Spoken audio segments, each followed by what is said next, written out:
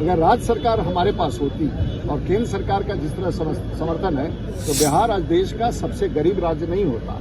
बिहार आज देश का 4 करोड़ लोग बिहार छोड़ के नहीं गए होते। नमस्कार, लाइव सिटीज में आपका स्वागत है। मैं हूं आपके साथ प्रीति झा। बिहार में जाति आधारित सर्वे की रिपोर्ट जब से जारी हुई है तब से इसको लेकर विवाद काफी हो रहा है। वहीं बता दें आपको तो इस मामले को लेकर बीजेपी सांसद राजीव प्रताप रूढ़ी जो हैं उन्होंने भी कह दिया कि किस तरीके से राज्य से बाहर जो लोग रह रहे हैं बिहार सरकार उनका भी सर्वे कराए। और वहीं राजीव प्रताप रूढ़ी ने महागठबंधन की सरकार पर निशाना साधा है। क्या कुछ कहते हुए नजर आ रहे हैं बीजेपी सांसद राजीव प्रताप रूढ़ी, सुनिए। देखिए, आप राज्य भर में अगर किसी सड़क पर जाते हैं और जो बिहार सरकार का दावा है कि हम 3 घंटे में किसी मुख्यालय में पहुंच जाते हैं तो वो सड़क राज्य सरकार की नहीं है।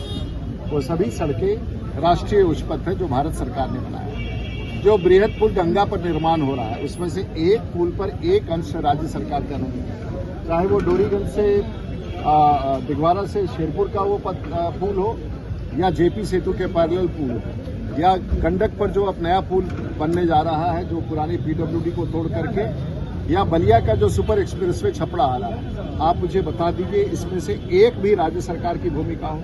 अगर छपड़ा का बाईपास बन रहा है जो पुराना 6 लेन 800 करोड़ रुपया वो निश्चय हुआ था।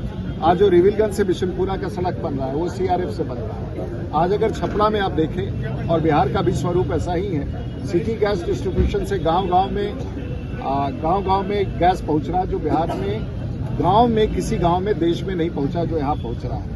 बिजली की बड़ी योजना चाहे आरडीएसएस स्कीम हो जो भारत सरकार की है जिसमें 400 करोड़ रुपया हर गांव का खंभा ठीक करना, तार ठीक करना, ट्रांसफार्मर बदलना, ट्रांसफार्मर बढ़ाना, ये सूची बहुत लंबी है। इसलिए राज्य सरकार का कहना है कि वो करिए। अगर राज्य सरकार हमारे पास होती और केंद्र सरकार का जिस तरह समर्थन है तो बिहार आज देश का सबसे गरीब राज्य नहीं होता। बिहार आज देश का 4 करोड़ लोग बिहार छोड़ के नहीं गए होते।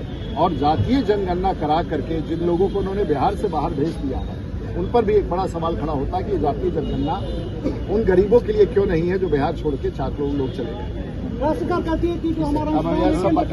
आपने सुना कि राजीव प्रताप रूढ़ी इसको लेकर क्या कुछ कह रहे थे। जब उनसे सर्वे की रिपोर्ट के बारे में पूछा गया तो उन्होंने कहा कि आप जरा इसके बारे में भी सर्वे करा लें कि बिहार से बाहर कितने लोग जो हैं वो रह रहे हैं, आखिर ऐसी स्थिति क्यों आई है। और वहीं बिहार के विकास को लेकर भी उन्होंने कहा कि अगर बिहार में भी बीजेपी की सरकार होती तो बिहार देश का सबसे गरीब राज्य जो है वो नहीं होता। आज ये बिहार राज्य जो है वो भी पूरे तरीके से विकसित होता। और वहीं राज्य सरकार को लेकर यानी कि महागठबंधन की सरकार को लेकर उन्होंने बहुत सारी बातें कही कि जहां एक तरफ ये सारे काम अपने खाते में डालते हैं तो बता दें कि कई ऐसे काम हैं जो केंद्र सरकार की तरफ से करवाया गया है। चैनल को सब्सक्राइब करें, फेसबुक पेज को लाइक करें। वीडियो देखने के लिए आपका धन्यवाद।